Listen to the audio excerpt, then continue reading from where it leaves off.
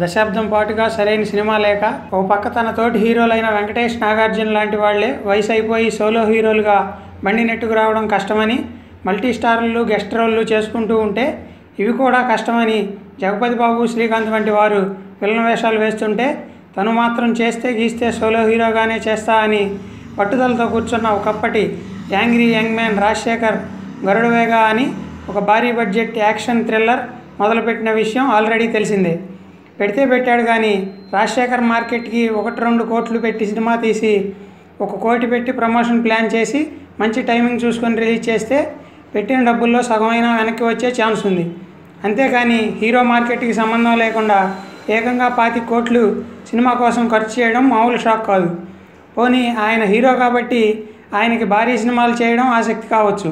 కానీ రాజశేఖర్ మీద 25 కోట్లు పెడుతున్న ఆ మహానుభావుడు ఎవరో కానీ ఆయన ఏం లెక్కలు వేసుకున్నాడో, ఎలా రికవర్ చేసుకుందాం అనుకుంటున్నాడో ఆయనకే తెలియాలి.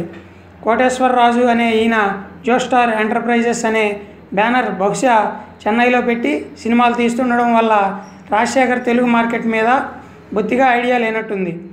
అయినా ప్రవీణ్ సత్తార్ చందమామ కథలు, గుంటూరు టాకీస్ తర్వాత 25 కోట్లు ఖర్చు అయ్యే స్క్రిప్ట్ ఏం రాశాడో, ప్రొడ్యూసర్కి అది ఎంత నచ్చిందో, అంత డబ్బు రాజశేఖర్ మీద పెట్టి ఎలా తీయాలి అనుకున్నారో, అసలు 25 కోట్లు ఖర్చు అయ్యే సీన్లు ఏం తీశారో, ఎలా తీశారో, ఎక్కడ తీశారో కానీ మొత్తానికి తెలుగు ప్రజలకు భారీ షాక్ ఇచ్చేశారు.